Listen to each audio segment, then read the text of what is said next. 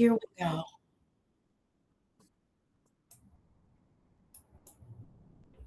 Okay, and a few more people coming in. Welcome, welcome. Good evening, everybody. Welcome to Empowering Parents to Empower Independence. This will be an open space for us as parents and educators to really think about this idea of preparation for independence, preparation for life outside of the household in which we're raised, life outside, after high school. So we'll have some discussion, and hopefully, everyone will walk away with some strategies.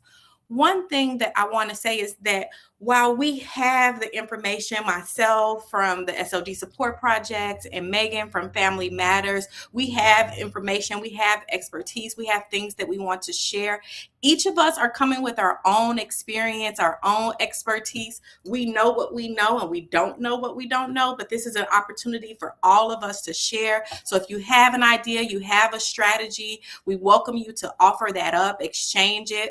This is really a space for parents to be able to exchange ideas and walk away with some tools that we can use. With that, we're going to go ahead and dive into our presentations. We got a few announcements. One is welcome. This is going to be offered to you by the Illinois SLD Support Project, which offers plenty of training, information, and resources for educators, school personnel, and families who support students with specific learning disabilities here in Illinois. And we are doing this in partnership with Family Matters, a parent training and information center. It is another organization, and they focus exclusively on families of children and youth with disabilities by helping them understand and navigate the special education system. And I'll let Megan speak more of that a little bit later as we get into additional resources. We welcome you to connect with us in a variety of different ways. There are social media, there are newsletters, there are websites that you can use. We're really hoping that you will join us and take this personal invitation, especially if you are in the Central Illinois area and it's accessible to you for our conference. It is actually next Tuesday and Wednesday, March 24th and 25th at the Crown Plaza Convention Center. It is free for all to attend, and we'll have many incredible presenters and sessions. There is an entire strand for parents. These are just some of the topics and what you can expect from our parent strand. Topics focusing on dyslexia, how parents can support executive functioning, understanding the basics of transition planning and support, and just some simulations to figure out what the experience your child might be having. So again, you all are welcome to that. I hope to see some of you there. And let me introduce myself. I will be starting us off, and I am a special education teacher. I like to consider myself an educator by nature and by trade. Just feel like I was born for this. I've been teaching everything that I learned. With that, some of the things that I've picked up in my career is about family advocacy, the power of family partnerships and how to work with families, and really to support you all in understanding the special education systems, how to partner with schools, but also what you can do at home. I consider this to be an important form of activism, and hopefully you'll experience in that with me today. However, I've already said I know what I know, don't know what I don't know. So I will be inviting you to participate. There'll be lots of opportunities, starting with this first opportunity, asking who is here. And we'll just start by thinking about what grade is your child in? The child that you're holding in mind today, if they are in kindergarten through fifth grade, put an A in the chat. If they are in 6th through 8th grade, put a B in the chat. If they are in 9th through 12th grade, you can put a C in the chat. And if they're beyond that grade level or age group, you can just go ahead and put a D in the chat. So let me just see who's represented here tonight. Okay, we got us who's getting started early with the kindergartners through 5th grade. I'm seeing some high school, some middle school, and then we got some D's. So we got maybe some grown-ups, but we're still empowering independence. Parenting is a job that never ends, right? Okay, beautiful. So we're in a space, we're occupying a space together. We're going to be sharing and exchanging. So now let's just take this participation, this discussion up just a little bit more. And we're going to ask this question. Why are we looking for strategies to empower independence? And we can frame this a few different ways. It could be, what am I seeing right now that I'm concerned about? That might be the why, right?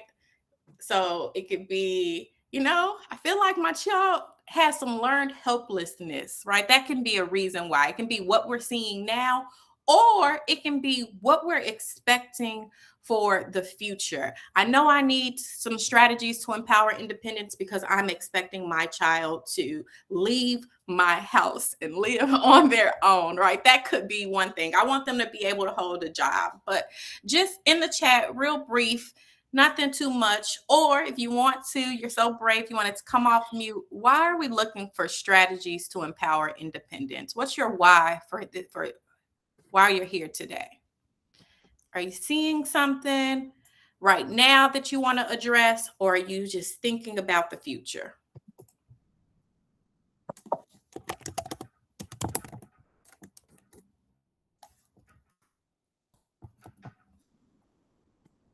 Can't solve simple problems without adult guidance. Yeah, that can be scary.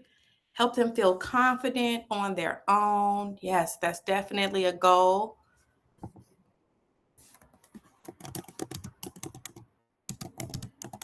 Some of y'all thought this was going to be a sit and get, and I surprised you. Preparing for the future. Okay, what are we seeing right now? When you think about preparing for the future, what does that future look like? To get out their homes and get involved with the community or friends. Strategies to be successful in college, another college, problem solving, sense of self.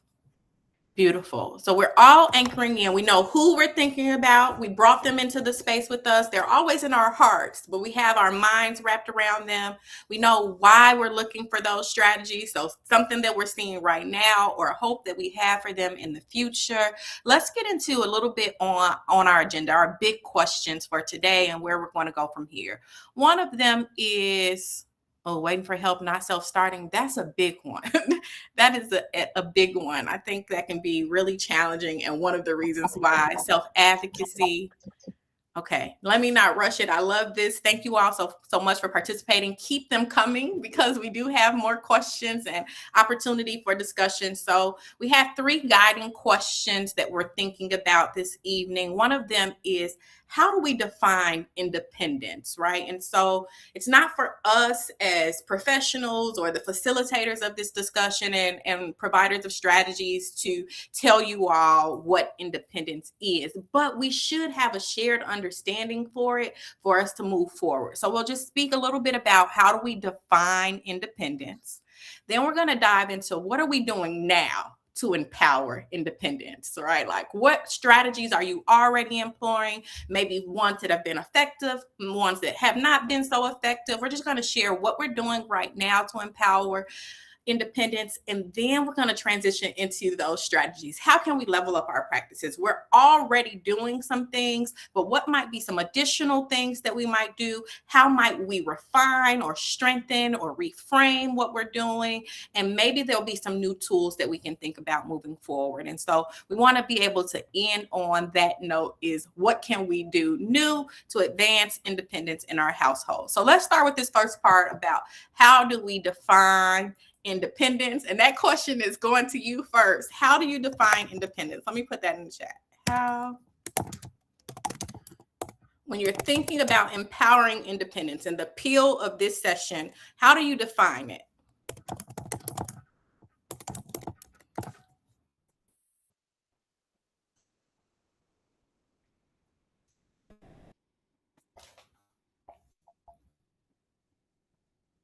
You're thinking about it like, oh, they're ready. These are the things I see.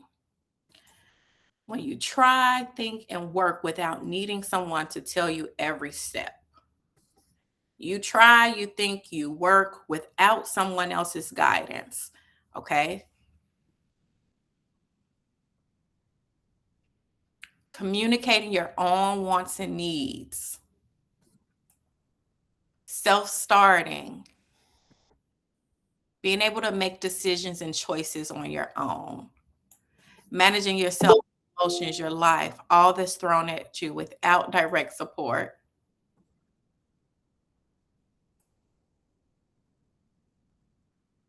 being able to provide basic needs for yourself.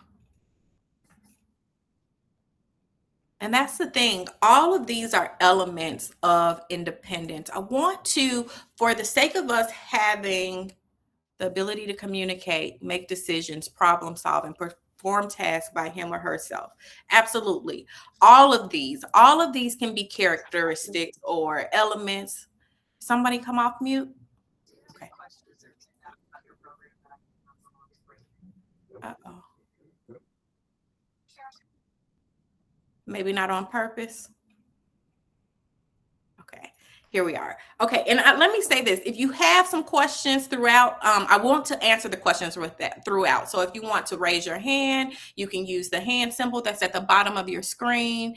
If you want to just put it in the chat, we're monitoring the chat. You're invited to ask the questions, but of course, I'm here with the questions. So answering this question about how do we define independence, we've put some things in the chat. I want, for the sake of our conversation moving forward, for us to maybe think about how we might classify these into specific categories that in the field we think about when we're talking about independence. One of them is the self-awareness. So if we're even thinking about being able to communicate one's own wants and needs, being able to make some decisions, I have to be aware about my power to make decisions. I have to be aware of my wants and my needs, my capabilities, my strengths. So one important element of independence that we want to grow and foster is going to be self-awareness. I hope you're taking notes. So that's one way that we would describe independence.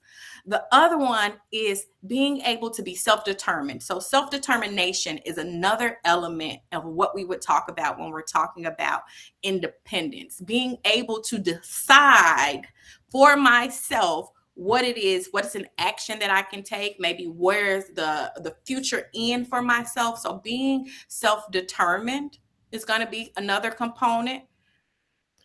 And then I think the big one that I'm seeing in the chat is that self-discipline, or maybe we think about that as self-management, being able to manage our emotions, being able to do some things on our own, being able to problem solve, those sorts of things. So we want to be aware. We want to have that self-determination, so self-awareness, self-determination, and then we have that self-discipline or that self-management that will also include that emotion regulation. So for today's conversation, we're going to be thinking about self-awareness, self-determination, I like self-discipline, but we can say self-management because that also includes that self-advocacy, asking for support when you need support, being able to utilize that problem solving. So we'll go with self-management. Those are our three. So with that in mind, second question, brief before we get into the deeper strategies. What are you already doing? So whether you are an educator, because I did gather that we have some educators in the room, or even as a parent, what are you already doing to grow self-awareness, self-determination, or that self-management? What are you already doing? Modeling. Hello. That's an important one, right? Being a demonstration. Checklists. Trying to teach reading the room. Okay, so that's an explicit skill that you see that your child needs that you're teaching. So modeling, checklists, teaching them to read the room. You send them to school. I do, we do, you do. So some guided practice. We provide organization tools like using an online calendar. Some of you are like, that's why I came here. I don't think I'm doing anything yet. I'm sure you're doing something. So think about it. I'm going to put them in the chat. We got self-awareness, self-determination, and self-management. How might you be teaching that already? Job coaching, utilizing tools, social scripts and stories, explicit social interventions.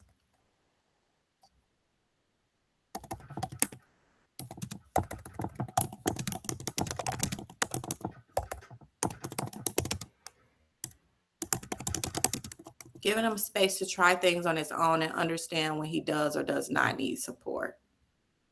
Yeah, it's important that they have space to process and figure things out.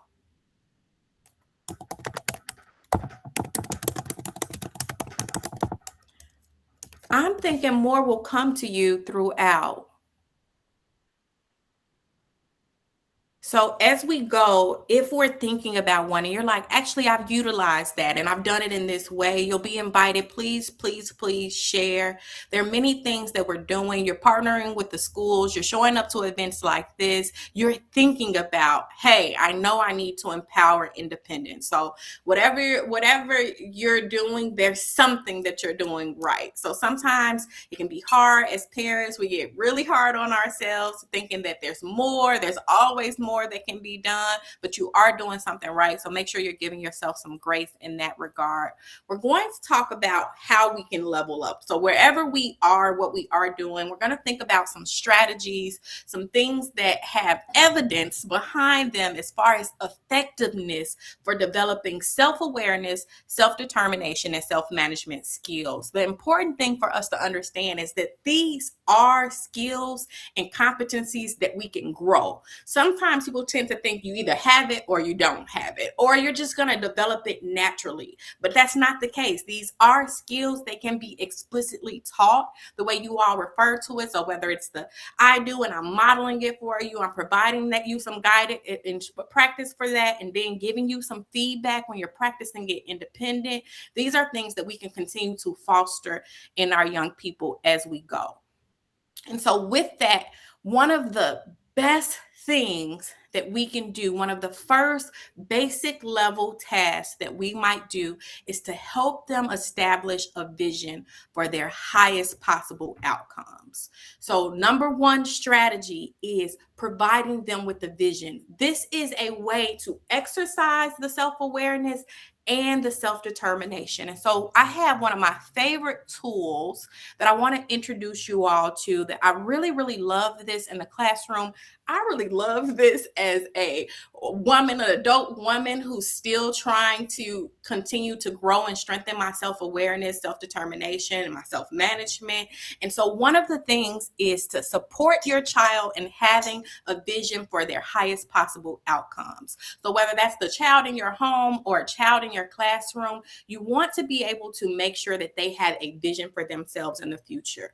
When we're thinking about young people with disabilities, especially the older that they get and they're in the classrooms and maybe they're experiencing a little bit of academic failure, maybe they're recognizing that there are some differences between them and their peers, it's difficult to see myself beyond that situation. That would be challenging for them. And so it's our jobs, it's one of our responsibilities, and one of the ways that we can support them is by supporting them in establishing a vision for themselves. And so this, what we see on the screen, is one of my favorite tools. It's actually called the Possible Selves Tree. And so possible selves is a way to make concrete a vision for the future. Now, of course, there are things that we may know in mainstream culture, like vision boards, where people are cutting things out of the magazine. And what I'll say about those type of things is there's twofold. One, you might be tempted to cut out things that are not true to who you are. And so there's a lot of external influence. And so when you're starting with a blank page and you're pulling out what's within you and not taking something that's off the page, then you know it's actually your vision for yourself. And so while those are great tools and maybe can be fun when you're thinking about how to do this in a way that is going to be most effective long term, you really want to give them an opportunity to pull from the inside. And so when you look at this, and what you can see on the screen is Possible Selves is set up a few ways. One of them is at the bottom. So what I love about the tree as an analogy is it's something that at the earliest ages, they're familiar with. We understand trees, we understand the anatomy of trees, the roots. This is something that we have a foundation for, and we understand them as symbols for growth. And so when we're looking at the possible selves tree, at the very bottom, you have your roots. And so you think about the roots as this is what fuels the tree. And this is where we invite our young people to start reflecting on who they are. This can be strengths, the things that they're good at, but it can also be some of the things that they need to improve on. So you can just see in this example, they're good at soccer, volleyball, softball. So this is clearly an athlete that we're thinking about. They have love for their family. They have friends. These are the things that they understand to be assets that they bring. There's so much growth that can happen when I can acknowledge that there are some positive things for me to think about my identity. That's a level of self-awareness that makes me think, oh, I actually can do something on my own. It starts to show that my cup is full versus when I'm doing a task and it's a hard time and it's learned helplessness and I can't do it and there's nothing that I can do. So this establishes for them, you can see it concretely, these are some of the assets that I possess. So that's one element of this strategy and this resource. And so you might just start to ask your children, what are some of your strengths? Even if they're really young, let's say they're in the earlier end of that kindergarten through fifth grade range. If you start to name their strengths. Oh, they're always cutting up paper or drawing. Oh, you're so creative. That's one of your strengths. Or I noticed that you have such a great imagination. If you start to name those things, that is a simple way that we can start to empower that self-awareness that's going to fuel independence in the future. And so that's the bottom part of our tree. The second thing that you notice about the tree, these are the branches, and branches are going to be the areas where you want to see growth. So we have this person and they're saying, they want to see growth as an athlete. They want to see growth for them just as a person. This can be emotion based. This can be how they're keeping up with things at home, right? Maybe you even categorize it a little bit different. And then how do they want to grow as a learner? And so they have 3 areas that they are prioritizing and thinking about for growth. And then from there, coming from the branches are, now they look like smaller branches. In my classroom, we would turn them into leaves. You know, you can think about this, but this is the growth from that particular area, and it becomes something that's very concrete. How do you want to see growth in that area? This is where we get them to name from the inside and become more self-determined. Growth for me would look like I'm continuing to play sports, and I actually played 3 sports in high school. So we can see that that was in the athletic category for this child. As a person, they want to be able to own a car. They see themselves in the future taking great vacations, having good job, making new friends. And then as a learner, we see them saying they get into college. They actually finish college. They're learning about saving the earth. And so that's an area of interest for them. But they're clearly in middle school. They want to finish 8th grade. These become the targets that I have for my life. I become self-determined. I think about the highest possible outcome for myself. A couple of ways that I want to think about or share how you might adapt this is, it does not have to be so far in the future. Maybe you keep it narrow. You're like, in this next year, how do you want to see yourself grow as an athlete, person, or learner? Or it might be in the next 3 years. You can create those ranges, and this could be a good family activity, maybe something for you all to do together. I have a lot of fun with these. So those are the key elements. Some of the other things, though, because we recognize and we want to support our children in acknowledging that problems are going to come up, because part of self-management is being able to push through when problems arise. And so we start to think about that. And so you see that showing up in this analogy as poison, right? It can be a fear that they have, maybe a storm. It may show up as a storm. So this person has a fear of not caring. That can be something that can destroy their tree or the highest possible outcome. Maybe they're hanging with the wrong friend. That becomes a strong wind that pushes the tree over. We see that they have this lightning here. These can be things that can interfere with them being an athlete, but we start to at least name those things as well, because we acknowledge that that's something that they're going to have to persevere persevere and persist through. So one of the key strategies that we can use is to help them have a vision for the highest possible outcome. And this is just one tool. So I'm going to pause there. I said a lot. I'm wondering what questions are coming up, or are you already utilizing strategies to support your young people and having a vision for their highest possible outcomes?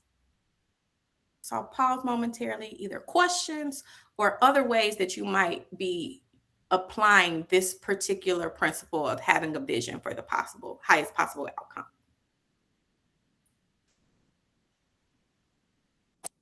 I think this might even be great for the new year when they're setting their goals for the new year, or at Yes. the start of a school year.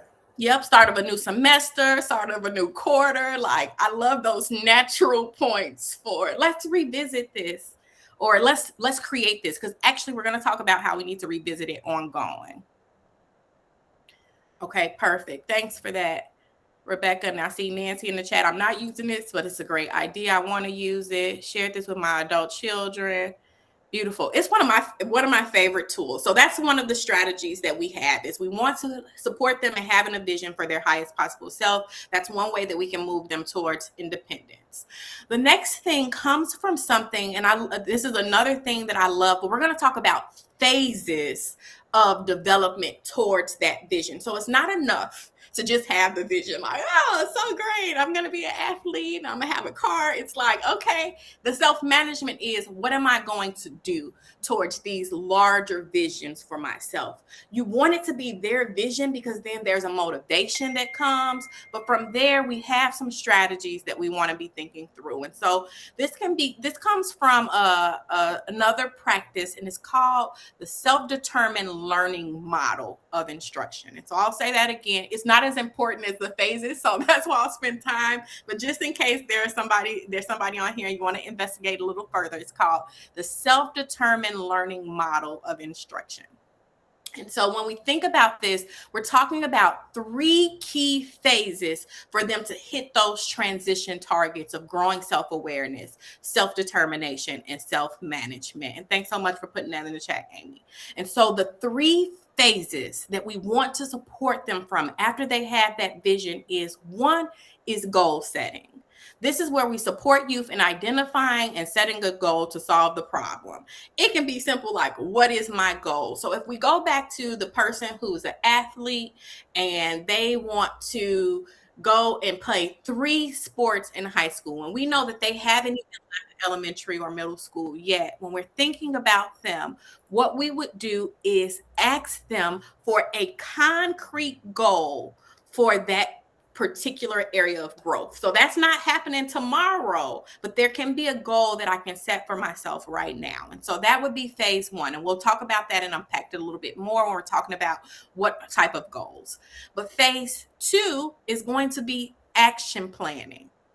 This is where we support youth in developing an action plan to achieve the goal that they set in phase 1. So phase 1, they set the goal. Phase 2, we support them in developing an action plan. And again, this becomes something that's self-directed, and it has to have self-monitoring in it. So it goes from what's my goal to what's my plan, right? Then from there, we support them in phase 3, and this is where they spend a lot of time. This is the problem solving. This is us supporting them in evaluating their progress towards the goal that they identified in phase 1 and the plan that they created to achieve that goal in phase 2. So they determine if they achieve their goal or not. They need to determine whether they met it or not. They need to set a new goal, or they may need to revise. But this is us facilitating them through these phases. It's not us doing it for them. It's us doing it with them, really supporting them in understanding these phases, because they're going to be phases they're going to be able to use for the rest of their life. And so we're going to simplify it into those 3 phases. It is goal setting, creating an action plan, and then they're going to problem solve. Right? What am I learning from my action plan? So we're going to unpack these a little bit further.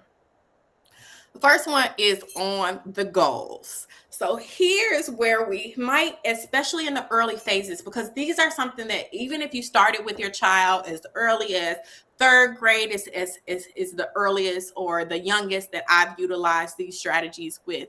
But if you're starting with them even there, it becomes a routine because it's something that you can recycle over and over again. And so when we're thinking about the goals for them, we want the goals to be meaningful. We want them to be smart. We want them to be flexible. So when we're thinking about meaningful goals, they have to be something that align with their priorities. So you have those priorities already laid out when they create that tree, if you're using a possible selves tree, but it doesn't have to be. Some of the common areas are going to be around family. Maybe it's how I get along with my siblings, how I'm getting along with my family members. It can be career oriented. So again, depending on what age they're in, their career is just to be a learner. It's just to be a student. But maybe they have this grand dream of being a guitarist, or they have some other area that they're thinking about in that domain. It can be hobbies. It can be health. It can be, when I'm thinking about mine on my personal tree, it could be, love and relationships. These can be domains where they want to be growth. And so all of the goals will be meaningful to them if they align with their priorities. And so when we're talking about meaningfulness, that is what we're referring to, something that aligns with their priorities. This can be hard for us as parents or educators or adults because we know the young people don't always have top priorities. We know that the frontal lobe of their brain is not fully developed for decision making, and we think that it's poor. But at this point, we're really just trying to strengthen the habits that they will need for when that frontal lobe is fully developed and they're going to be able to make some decisions. And so think about this as them exercising a muscle, even if it's not in the domains that we're thinking about. So if we start to try to control it, then they're going to be resistant to the strategy, and it's the strategy that you need them to have. And so if you can just release that just for a little bit so that they can exercise the muscle.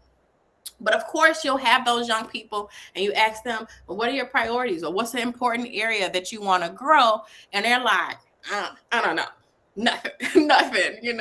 Anybody work with some young people like that? Yeah, right. That's an area. So one of the things that you can think about is just asking them, how satisfied are you? Right. So when you know your child and you know that they can be a little bit nonchalant or not as communicative, is just think about, how satisfied are you with your life right now? If they're not telling you it's 5 and that there's 100%, or maybe you start to take one of those categories. Maybe you ask them, and I'm going to go back just one slide. Maybe you say, well, how satisfied are you with your hobbies right now? And you can make that a 1 through 5 rating, 5 being the highest, 1 being the lowest. Maybe you have to narrow that down to 1 through 3, right? These are the ways that you'll get them to be able to investigate and think about, because generally they're not going to say 5 for everything. This is a way to kind of get them to identify an area of need in which they want to set a goal. So that would be how we can support in the first phase. So some of the things that we want to be able to get to, and we're going to talk about how we get there, is, why is the goal important to them? What are some of the benefits for them if they reach this goal? This is going to support that motivation, that perseverance. Again, it's not going to be the goal. If you choose the goal and you say, do your homework, then they're not going to be able to talk about maybe some of the benefits of reaching that goal or why it's important to them if they don't come up with it. So you might ask them, what do you want to be different about you or in your life? This is a good way to get them to think about goal setting if they're having a difficult time. And then we're going to start to support them in building, how will you know when you've achieved the goal, and how will you feel once you've achieved your goals? These are going to be some key questions that we can utilize to support that motivation and perseverance. But let's think about what we mean when we're talking about SMART goals, and we won't spend a lot of time here. But I want to speak on one part. So when we're thinking about SMART goals, we know that they need to be specific. They need to be something that's measurable and observable. We know exactly, concretely, no matter who's picking up, that they're able to look at it. We know that there's going to be something that is actually achievable for the child and is relevant to what is important to them, relevant to their priorities, and then it's going to be timely or time bound. So let's look at some examples of what you might ask when we're supporting them in creating those goals. So, and this is an area where we really want to keep it light and discussion based. This can be something you're having a conversation about over dinner. Maybe you're riding in the car talking to your child about it. What do you want to be better at? Playing video games, right? Like they might say that, and you're gonna say, oh, okay, how will you know if you were better at playing video games? Because we're not gonna use words. I mean, you might, again, depending on their age, we might use words like specific, measurable, achievable, relevant, and time bound. But again, we're trying to create a thought process. We're trying to build a pathway in the brain. And so what we want to do is ask questions that get to that end. So how will you know you did it? What's one small step that you can take? Right? That's how we know if it's achievable. There's something I can do. And then relevant, why does it matter? Oh, because this is going to prepare me for being a better athlete. Or, oh, this is going to increase my ability to make friends. And then when do you plan to accomplish this goal? So these are some of the things that we might think about, ways that we might ask the questions of them when we're supporting them in developing that. I want to pause because I'm going to, of course, give an example, but I'm wondering if there are any questions coming up. We on track? Okay, let's look at an example. So we're still in phase one. We're having them set a goal. We know that the goal needs to be meaningful to them. It needs to be smart. And so we're thinking about this particular goal. The child says, I will complete my homework between 6 to 7 each school night and place it in my backpack when I'm done. Now, we're really just analyzing this because they didn't say this at first. They say, yeah, I'm gonna do my homework, right? Like I'm just do my homework more, right? They want to be a student athlete. They want to get that full ride on a football scholarship. That's a student that I'm working with right now, right? And so it's just like, I'm gonna do my homework, which isn't enough. Yes, that's specific. We know what's going to get done, but there's more information that's needed. And that's where these questions would have come in mind. And so after we've asked these questions to get to the specific, measurable, achievable, relevant, time bound, then we get to a goal like this. We can see what needs to get done. We need to know the measure. How are we going to observe? How do we know that it's complete? We know that what makes it achievable or attainable. We understand that it's relevant because it's going to help them get the grades they need to qualify for the scholarship, and it's time bound. We know exactly when it is happening. So we're going to just do a quick practice as a group, or maybe you're just going to think it through. When you're thinking about the child that came to mind, maybe you have a SMART goal for them in mind, or because we know that the best way to teach is to model. With that, I do. Maybe there's a goal that you can communicate to them that you're working on to advance yourself. Let's all just take a minute to think about one of the areas or domains where we want to see growth for the child or for ourselves and create a goal. Let's just maybe put some in the chat. Maybe we start with some.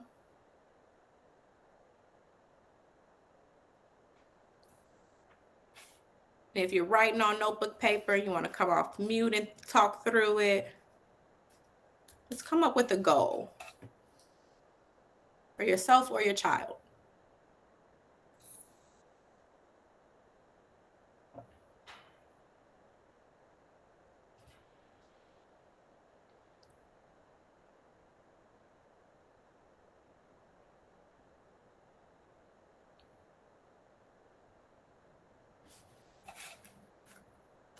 Chores is always a good area to start developing some of that independence.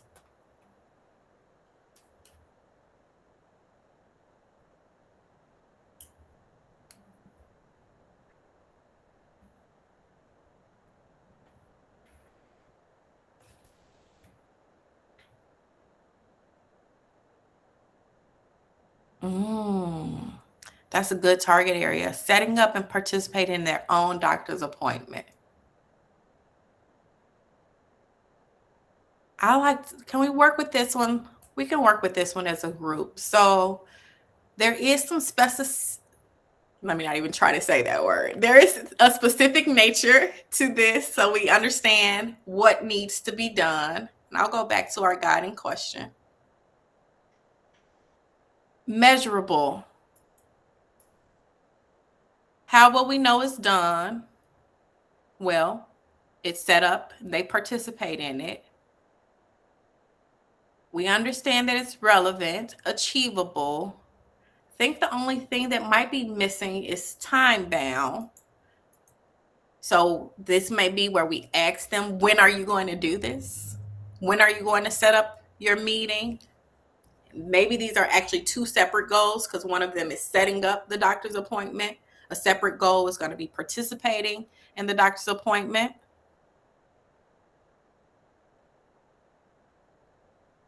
So we could think through the questions in that way. I see another in the chat, doing laundry weekly, clothes and bed sheets. So now we're getting specific. It's time bound. Of course, we would pry and ask them about why it matters to make sure it's a meaningful goal. Trying to solve problems on my own before asking for help by.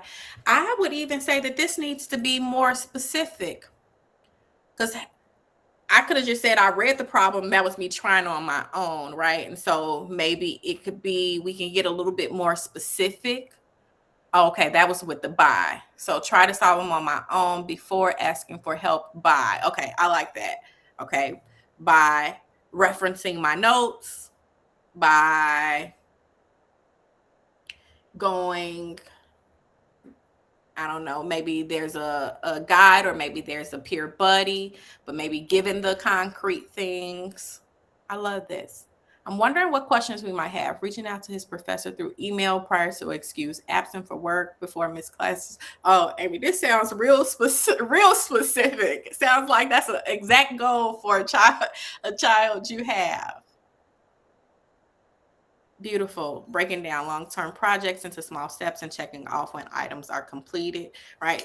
That would definitely sound like one of my own goals. So whether these are things that we're demonstrating and we're going to show, or goals that we have for the young people in our life, we want to make a practice of checking off these elements. Are they SMART goals? We want to develop that habit for them. So with that, here's the thing. Sometimes they write goals that maybe they are not able to reach at the time that they wrote it. And rather than us being corrective, one of the things that we want to teach and guide them and create a new mindset for is flexibility. And this goes into that problem solving that we're referring to, some of that self-management and those skills. And so what would it look like if there's some flexibility in the goal? The child writes a goal that they want to run for 30 minutes straight, but then during the reflective process, it's like, no, I couldn't run for 30 minutes straight. I felt like my heart was going to come out of my chest, right? And then we guide them to being flexible. So maybe that wasn't the first thing that they can do. Maybe there's a mini goal, and we teach them about problem solving and making the adjustment. So running for 15 minutes and then building up over time, or starting for walking a minute and running a minute. That's what I had to do when it was time for me to build up my stamina as a runner. So thinking flexibility in that way.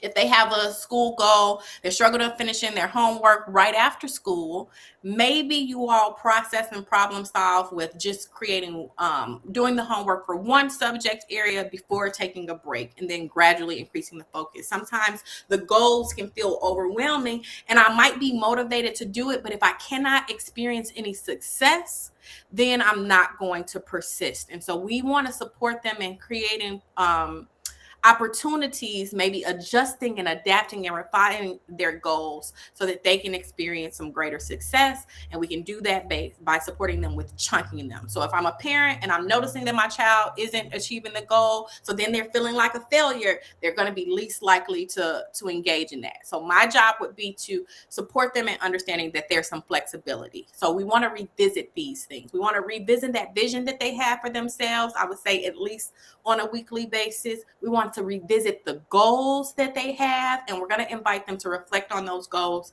and to be flexible when needed. Here's another one about somebody who wants to read a whole book in a week. They fall behind. We can just adjust it. The goal is to be reading more. So reading one chapter a day instead of giving up entirely can be another example. So we got our goals. We have the meaningful, the relevant. We have them being meaningful. We have them being SMART. We talked about the flexibility piece. And so we're going to thinking about a little bit further into how do we support them through the phases? How do we support them in accomplishing the goals? And so, as parents, we have been very instructive. As teachers, we have been very instructive. It is a lot of us telling them what to do, telling them how to do it, but we are going to need to shift from being the instructor, telling them how to do things, to guiding them into more problem solving. And we want to support them by doing some more coaching. So there's another strategy. So we talked about the possible selves tree as a potential framework for the vision. We have the self-determined learning model of instruction as a phases for us to move through the problem solving for developing the skills. But this is more about how regarding our skill set. How do we engage with them to move them towards setting those goals, creating that vision, problem solving? And so you want to start thinking of yourself not just as a parent, because you will still have to be instructive, not just as a teacher, because you will still provide those directions and just tell them this is what it is. There are things that we're putting in, but we're going to also have to wear another cap simultaneous of being more of a coach, especially in this domain. So if this is something that you're just starting with your child, start from this perspective of a coach. Me trying to pull out the best that's inside of you, me working aside or alongside with you. Because as a coach, your focus is going to be developing their mindset over time.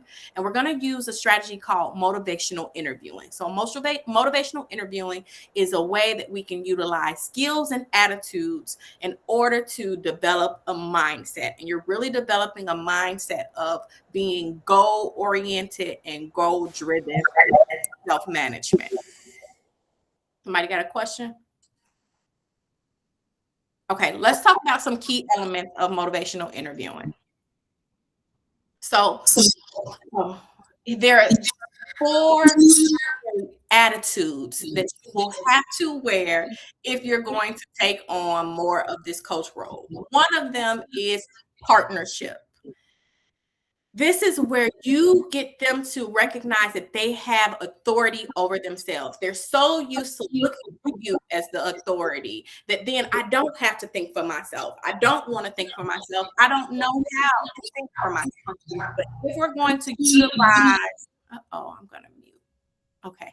If we're going to utilize this skill set in developing their mindsets, we want to be able to have an attitude where they're partners. So we're coming together. They're the expert on the vision that they're holding inside of themselves. You're the expert on phases and goal settings for getting there. And you're going to work together in partnership for that. And so that's one of the attitudes you want to have.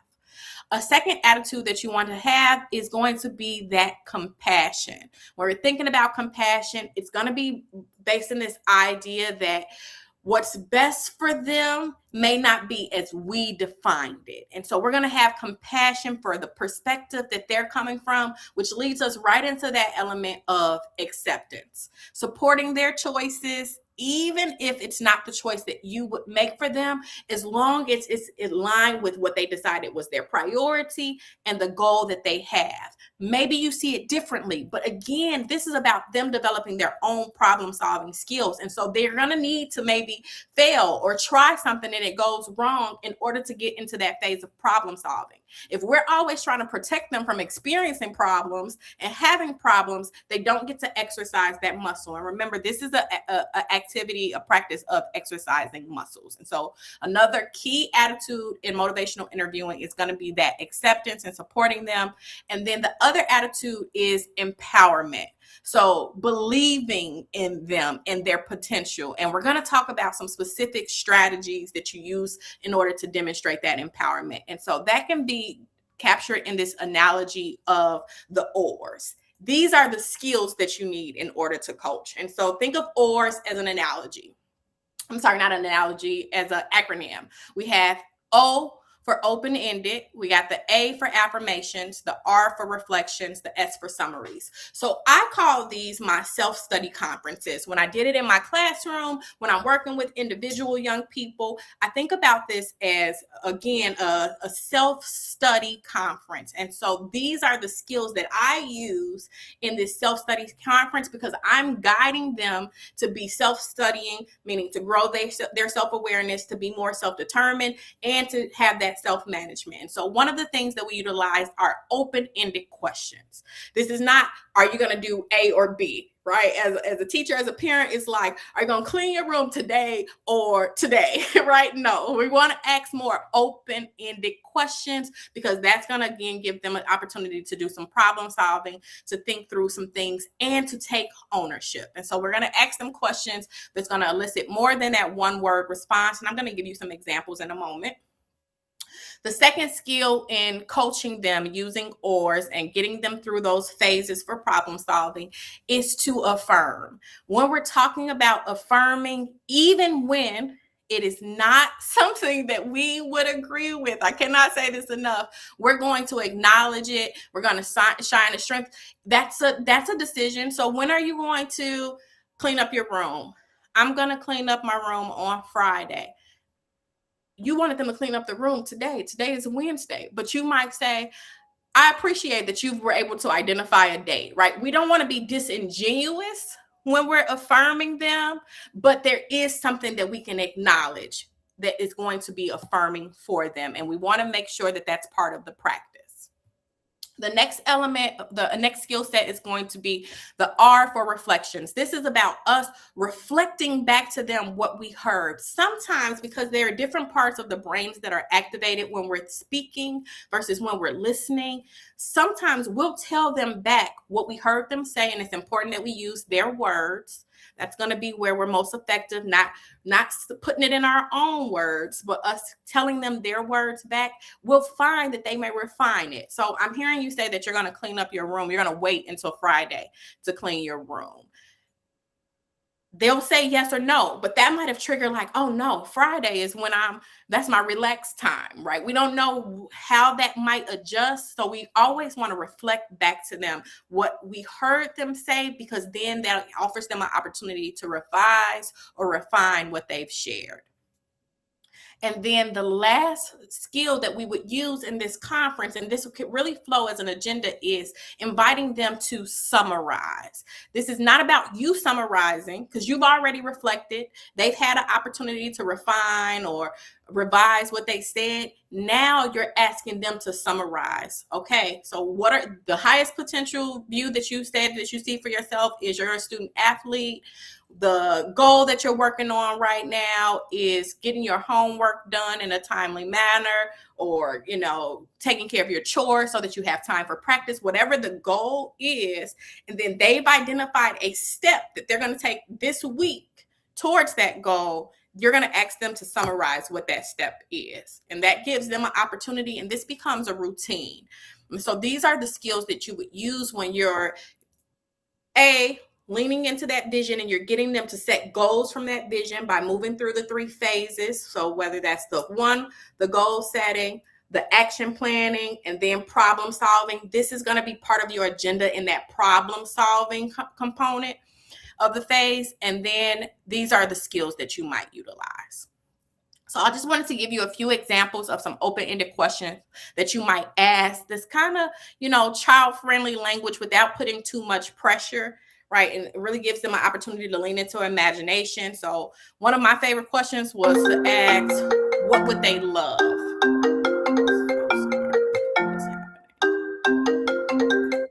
So one of my favorite open-ended questions is, what would you love, right? So in this area of growth, thinking about that particular thing on their tree, what would you love? I would love to have this A, or I would love to make this team. This really supports them in doing that goal setting.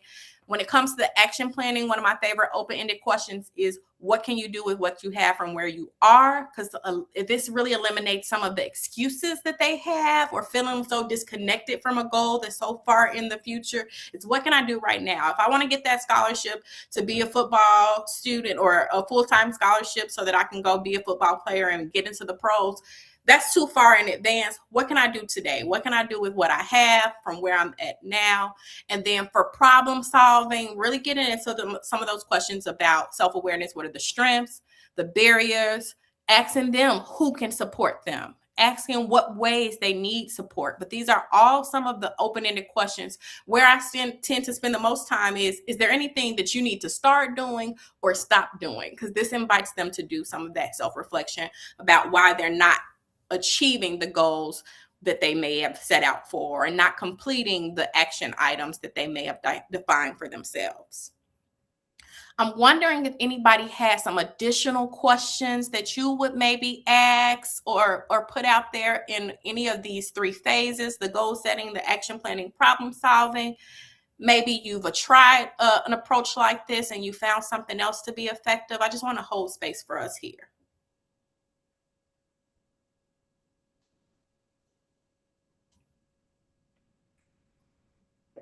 Any questions, practical questions that are coming up for you right now?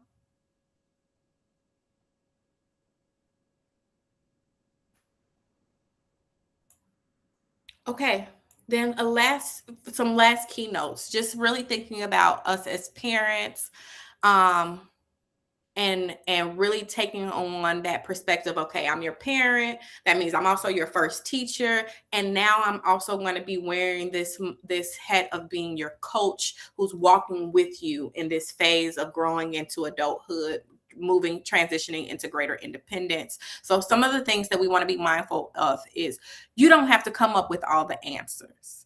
If they're stumbling and they need some processing time, help them identify the question that they need to sit with and reflect on. You don't have to hurry up and fill the void or feel the need to just answer the questions for them.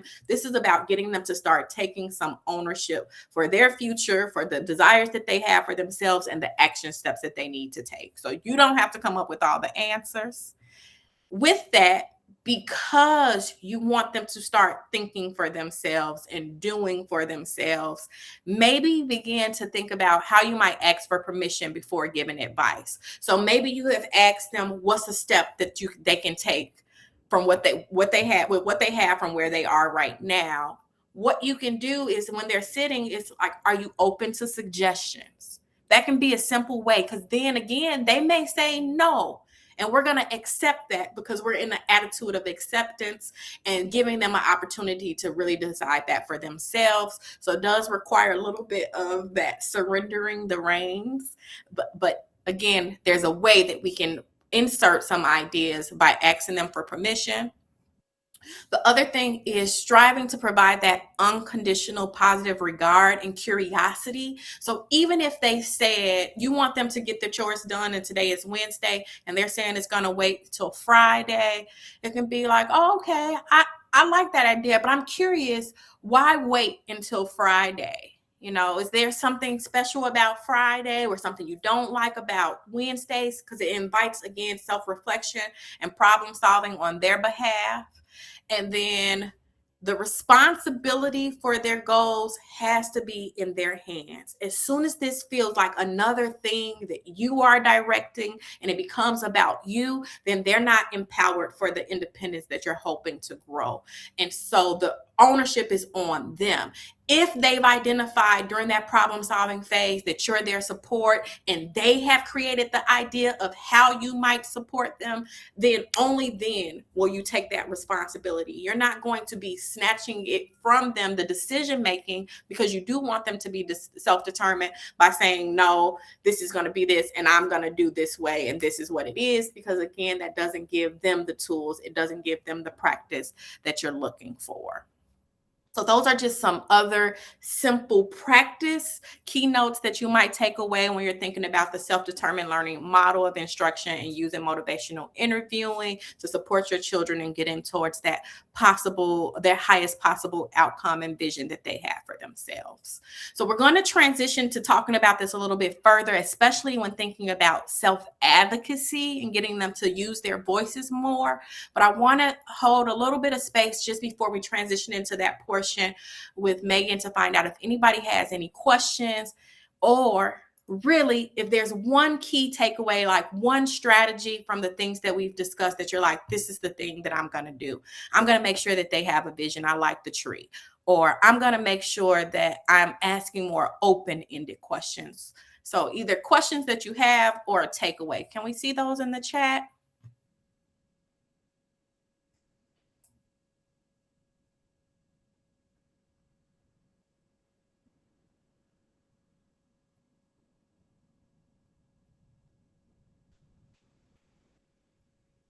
Not answering the questions for them. Thank you for that. That's a good one to take away.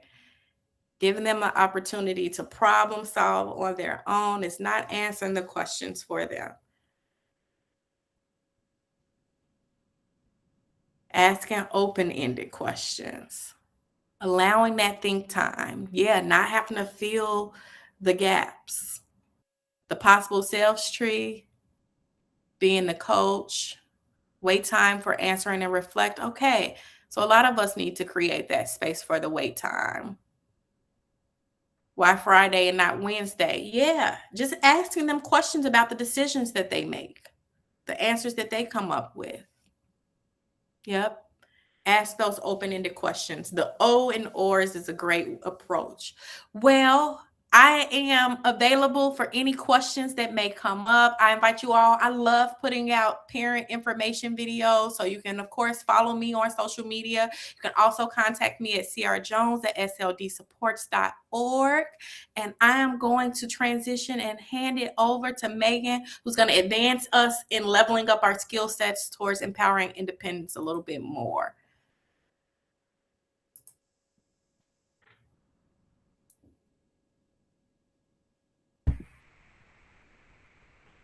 Okay. We're good to go. We're good to go. I was a little anxious about screen sharing, just making sure that I'm not as familiar with Google. So I'm Megan Muty. I am with Family Matters Parent Training and Information Center. And it's 7:30 at night. So this is kudos to Shanita, who got me excited about several things that she brought up. And there is some overlap and I think connection between some of the topics that she discussed tonight that you'll see. But I love the idea of we're kind of having an attitude of acceptance in this process. And we're going to stay curious because that makes this entire process work better, especially if you're working with teenagers. So I do like to tell you a little bit about Family Matters, and we can talk a little bit about what we're going to do today. And I will be quick. I promise. Oh, it doesn't. It doesn't want me to control it. Maybe I hit a wrong button. Let's see. Okay. Let me make sure I set you up for that. I think I probably just hit something wrong. That would sort of be my.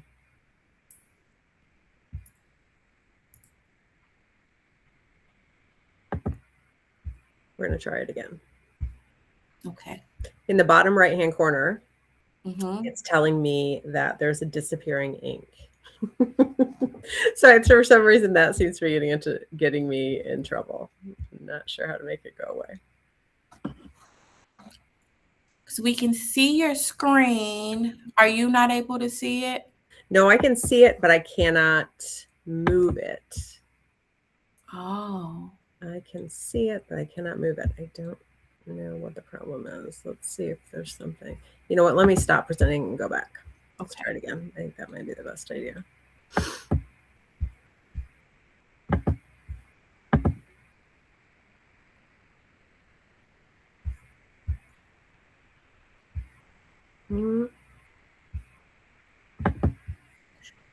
You want me to share it?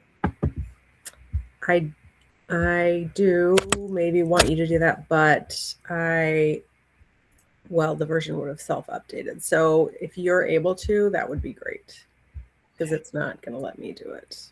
Yep, easy breezy. That's why we prepared for this.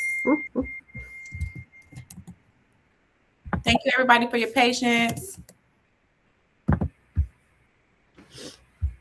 I hate doing this to you at 7:30 at night because I know you're probably barely hanging on. And I promise to be as entertaining as I possibly can for the next 25 minutes. Let's do the show.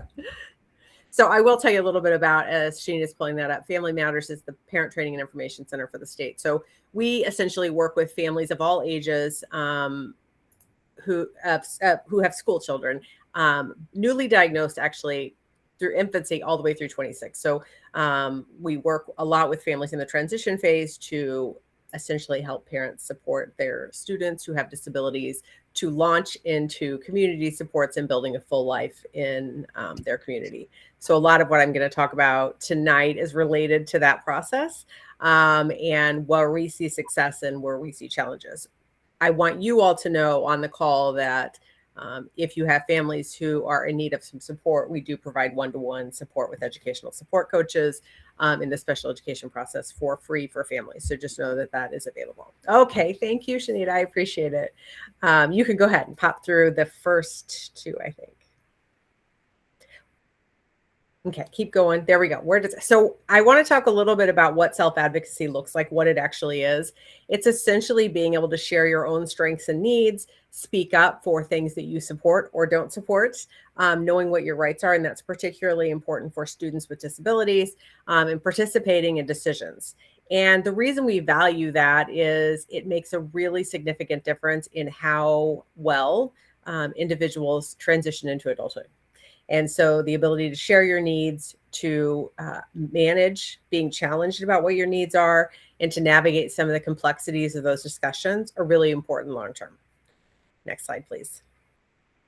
So when we talk about what this looks like, it is knowing yourself, understanding your needs, understanding your challenges, knowing what supports help you succeed, explaining what you need to other people in a way that you understand, but in a way that they can understand as well.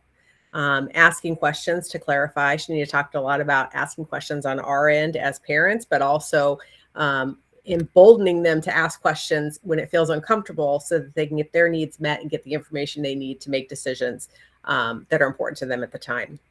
Knowing what your rights are, and that's complex, right? Knowing what your rights are in the classroom, different than knowing what your rights are when you're driving, different than knowing what your rights are when you're in the hospital. That's challenging to learn all of those. I think all of us, can think back to trying to figure that out. And it's really important that we take the time to be transparent with students about, yes, it's important. Yes, it's complicated. Both of those things. Being involved in decisions that impact your life, and then identifying barriers, when you can't ask for help, why? Is that an internal struggle? Is that an external struggle? What's in your way there? And then thinking about alternative solutions when the path that we're provided, the most obvious path, doesn't work well for you. What are some other solutions? And we're going to talk through some of that. Next slide, please.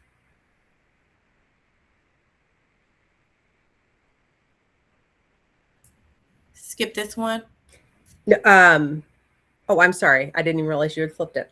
The reason this matters, and I feel like sometimes the idea of self-advocacy, when we're dealing with all other kinds of parenting challenges, this one fades away a little bit. We don't embrace it because it's time consuming. Just tonight, my daughter asked me to do something. I have a 26-year-old with autism and intellectual disabilities. And I was struggling with that because I didn't have time and I didn't have the energy. She was asking for me to support her in learning a specific skill. And what I was thinking in my head is, I could just do this tonight for her and we'll work on this a different day. And I had to switch to Shanita's attitude of acceptance and say, you know what, she's ready to meet me where I'm at tonight. We need to figure this out tonight because she's asking for help. She's showing me a skill set. She's putting herself out there in an uncomfortable way to ask for help with something. So now's the time we need to dive into that. But until those moments present themselves, this is kind of a skill that doesn't always rise to the top of priorities. So the reason we care about it is it improves educational outcomes, it improves employment outcomes, it improves independent living outcomes, and it improves the way students describe themselves and feel about themselves. It improves their self-confidence and their ability to engage with others, particularly others who might be a little bit different from them, who may not share their same point of view. And we know that's really important as you grow into adulthood. Next slide, please. We want this to begin early. So I think parents are actually pretty good at that. We're focused a lot on choice making between the ages of about 3 and 8, right? We're pretty good at, do you want this? this or this to eat, right? Do you want to wear this outfit, or this outfit? It's as students get older that we start to not think about choice making in the same way, but it's important that we set that tone early so that when they're 10 or 12 or 15 and the choices are more complex, we've set them up to make choices. That's a normal part of our daily routine. We talk about the options that are in front of us. We talk about what each of those choices means. So really being thinking critically about opportunities for choice in your household. What do they look like? Are they easy for kids to identify? Are they easy for kids to participate in? And are they consistent is important. So helping kids express what their preferences are, that's tough in certain households, right? If you grew up in a household where you might have expressed your preference that you can't stand macaroni and cheese, but macaroni and cheese is on your plate and you clear your plate, right? All of a sudden your preferences aren't necessarily respected. And that's a super simple example, but it's very, very easy to stifle preference choices to keep the peace in a household. And you do have to shift your mindset to being open to hearing preferences that maybe don't align with what you're looking for that day. You're really wanting to help kids feel comfortable asking for help. And so when a kiddo asks for help, you have to assume, number one, that's sometimes challenging to ask for help, and you want to meet them right then and there. And even if you're not going to help with that, because for whatever's going on, they don't need help putting their shoes on that day because you know they're able to do that. Okay. You still want to acknowledge the effort that went into coming to and asking for help and speaking about what their needs are. You can process, okay, you can put the shoes on yourself. I saw you do that yesterday. Let's take the time out to do that and reward, that discussion. But you also want to enforce the idea that asking for help is important. And then you really want to give them lots of opportunities for problem solving. And kids love that. They love us to be hands off, right? They love to have time in their own environment and play and use their imagination and problem solve all on their own if we just open the door and allow them opportunities for that. And the opportunities for that have decreased because kids don't have nearly the free time that they used to. So ensuring that that's built into their routine, that free time, that's really important time where they learn problem solving skills. Next slide. So as a family, you want to offer daily choices, again, respect preferences and encourage opinions. For those of you who work in the disability community, which I'm guessing a lot of you do or have a lot of exposure to the disability community, one of the things we talk a lot about is dignity of risk. And it's important, I think, when we're talking about self-advocacy and challenges and the idea that we're going to respect preferences when we disagree and we're going to encourage opinions does align well with the idea of dignity of risk. And that just means everybody has the right to make choices and everybody has the right to experience things, even if for certain folks who might be more vulnerable, they have higher risk. We don't protect people out of all the risk because what does risk give us? What do we get from taking risks? Growth. That's how we learn. And oftentimes with students who have disabilities, we limit their opportunities for risk. And yes, do we need to keep people safe? Absolutely. But really think critically about what opportunities for risk do you build into someone's life and how can we help people take risks in a safe way. And that really kind of swings back to why self-advocacy matters, because sometimes people have to advocate for their ability to grow and change. And we don't always build that in early on. Next slide. So this is at the heart in our mind of using self-advocacy in a way that's meaningful. And it is, and we don't always see this done successfully, I'll be honest. Students need to be able to identify their disability, describe their disability, share what helps them grow and learn, share what stands in the way. If they don't have appropriate supports, they need to be able to share things like What do you need to know about me for me to be successful? What are my interests, my activities, my relationships? A great one, we lean into something called Charting the Life course a lot at the center. And Charting the Life course has great tools. But one of the tools we use a lot is the Charting the Life course one pager. And it's really just a snapshot of an individual that they build out so that they can share about themselves to other people. It's a great tool for learning self-advocacy. And you can build that out with a student. They don't have to be, 15 or 16 years old. You could fill it out with, your 5-year-old. But one of the questions it asks is, what do other people like and admire about me? And it really helps take a different perspective on how other people might view you. And it's really an empowering question.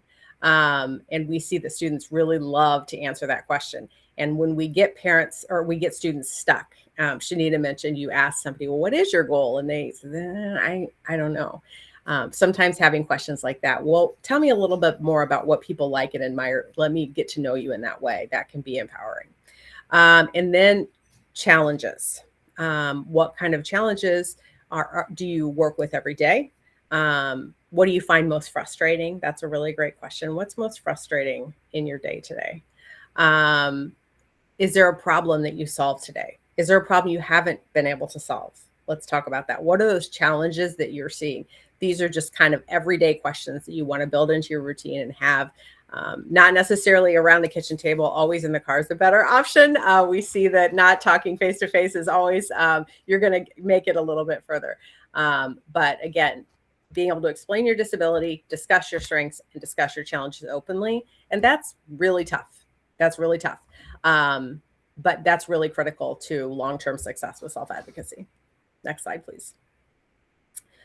So one of the things you can do is just practicing this at home. What helps you have a positive day?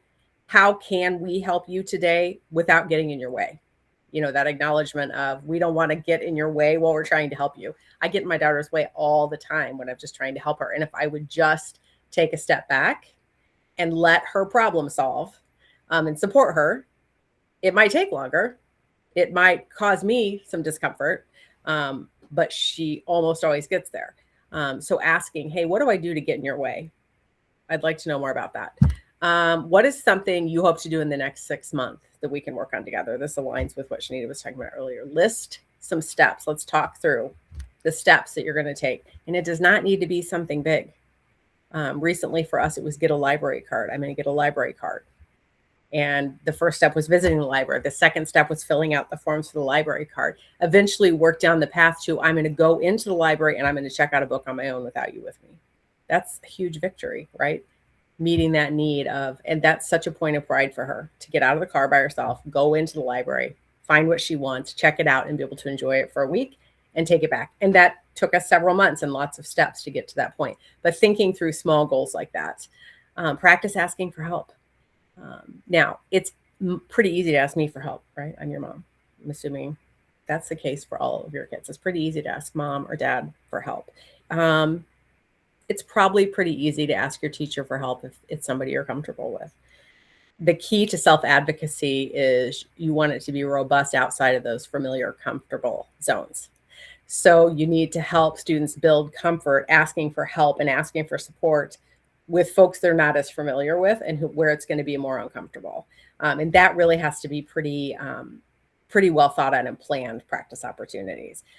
So, at the store, you need help. You can't find something. Okay, here's an opportunity. Can you go over to somebody who works here? You identify somebody, you ask for, you explain what you need and ask for help. All the way through, we talked earlier about you have a health concern. You need to ask for help. You have to call and talk with the nurse. That is incredibly challenging. That the number of steps that go into that, breaking that down and helping them build confidence around those small moments that ultimately as adults make a really big difference in how successful we are and how we navigate the world outside of our house. Next slide. So self-advocacy at school. So remember what we do at our center. So we have a lot of students with disabilities who have IEP plans or are on IEPs and also 504 plans. Now that may not be the students you're working with or your own kiddo at home. But what we see pretty frequently is because it's uncomfortable and because Maybe we haven't had the discussion around what is my disability? How do I describe my disability? What do I know about my disability? How do I educate others about my disability? Because of that, we often see students are very disengaged from the IEP process. So we're having meetings about them without them present or without them participating. And long term, that's really detrimental. Not to say that we don't understand the discomfort that families often describe about, I just don't feel comfortable with us talking about things that may be areas of deficits that my child has in front of him. You keep in mind, you can set the agenda for those meetings. Your student can set the agenda for those meetings. You can build an agenda with your student there during the times that it's most productive for them to be there, and they can step out during time when it's least productive. But it's really important that they have opportunities to look at the agenda, chime in on it. They may want to facilitate their own meeting as they get older, and that doesn't have to be verbally. They can do it lots of different ways. We can help with that. They may want to provide everybody at the table with an overview of what they see as their own progress and their own challenges and barriers. And you can imagine how empowering that is to students. When we talk to students later, after we've gone through this process of prepping to participate or facilitate their own IEP meeting, it's a transformative experience for them because it is about them. And it allows them to have control over a situation that maybe for years they haven't felt like they've been a part of. You want to be very explicit in self-determination instructions. So expand opportunities for decision-making and keep in mind that idea of nothing about me without me, and give lots of leadership opportunities, even to students who aren't seeking them out, even to students who might be uncomfortable with it. Offer up the option of leadership opportunities so that they might get to engage in something that they wouldn't otherwise do or have in a comfort level with. And again, it comes back to that idea of dignity of risk. Sometimes our students with disabilities simply do not get the same opportunities to lead that other students get, and advocating for those moments for them can make a big difference in their ability to develop self-advocacy skills, partner with their peers, make decisions, and be confident in those choices. Next slide. I wanted to give you this link because you're going to want to dig into some of these tools if you really love self-advocacy. So Charting the Life course has several tools. I'll tell you the one pager that I showed earlier, something called the Integrated Support Star that I have built into this. And also, thank you, the relationship mapping tool can really help you have more robust conversations with your students about how they see themselves, what relationships matter to them, what their networks look like, what things they rely on for supports. It really helps build some strong discussion points. So I encourage you to jump into that, but I put it in here because we don't have time to dig into it. We do run a discussion group on this, though. If you look into it and you love it, know that you can join us once a month to talk about these tools. This is a tool I was talking about earlier. This is a really great tool. You can do it with your student, as I said, and then as they get older and they're able to do it on their own, it gives a snapshot of what they need, what's important. And keep in mind the difference between what's important for somebody and what's important to somebody, because that's an important part of this process, and help them understand the difference of important to and important for, and what other people like and admire about me. And so this one pager is available. You can fill it out online. You can use it in the classroom. You can use it when you're starting to have discussions about seeking out job opportunities. You could talk about it in relationship to colleges and what's a good fit for folks and all of this. It's a very simple, easy tool. This is my favorite tool, and it's the Life Course Integrated Support Star. Essentially, it takes the primary areas of your life and divides them into 5 points of a star. So personal strengths and assets, relationships, technology, community resources, and eligibility supports. The reason I love this star so much is it does help you see in particular areas of life where you've really put the energy in. You've really built the things that you need. So sometimes the students will see like the technology piece is just full. It's full of information about them. They have so much they can fill in the technology piece. But then when I go down to community-based, we talk about what kind of community-based activities are you involved in? Tell us about your connections in the community. That conversation just kind of dies.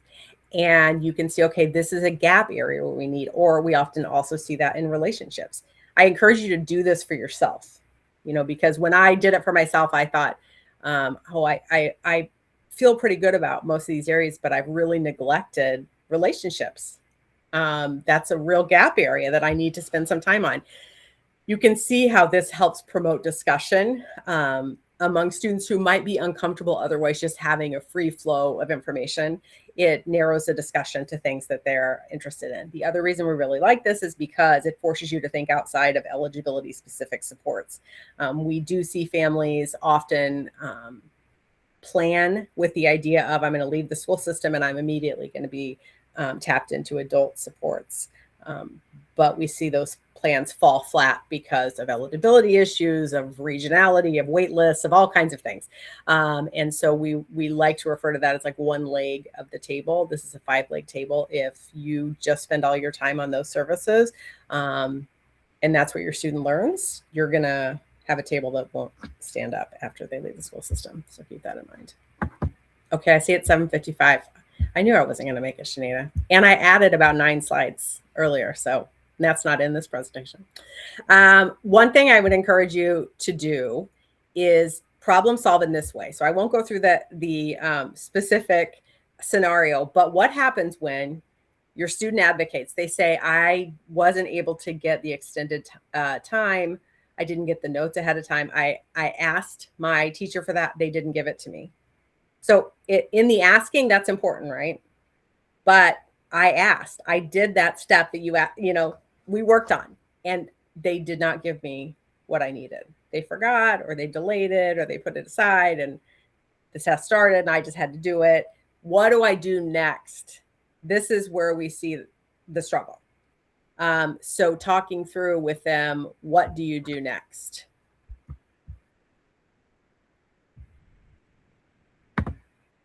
Some barriers that we see: very low expectations. Over and over again, we see this.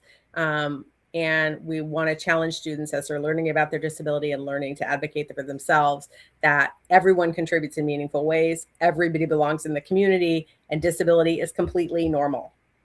And many, many students that we work with who have moderate support needs never, ever hear disability is normal. And it is. And that's part of self-advocacy. Limited opportunities for choice is a barrier that we see pretty frequently. And then just fear of speaking up, lack of practice opportunities. This should be built into IEP plans so that students have concrete practice on this frequently. And we see that when students have that time dedicated to practicing it, their skill set develops much more rapidly.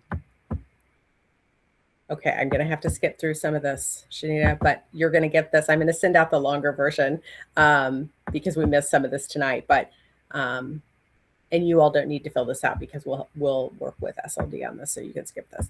But do know that here's some resources related to self-advocacy. Pacer Center, which is a large parent center out of Minnesota, has a great self-advocacy resource that I would encourage you to tap into. NTAC, Charting Life Course Tools, and we have quite a bit of this on our website. But if you really just want to talk through self-advocacy planning with an educational support coach, you want to do some of these tools with us, with your student, you can reach out to us and we'd be happy to set that up.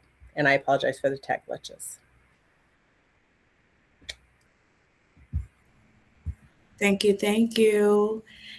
Okay, with the last minute and a half that we have left, we want to hold space for any questions that you may have, any lingering comments. And of course, I always like to hear any additional takeaways. I think one of my biggest ones is how we need to advocate for self-advocacy to be part of our specialized instruction in the IEPs. It's like they do need explicit instruction and opportunities to practice. So that could be something that as parents, we advocate to be included in the IEPs goals that they will have for post-secondary support. Any others? Well, thank you all for being here with us tonight. Hopefully you're leaving with some good tools, some good strategies, something that you can utilize to empower independence. In the meantime, stay well. Don't hesitate to reach out. Thank you.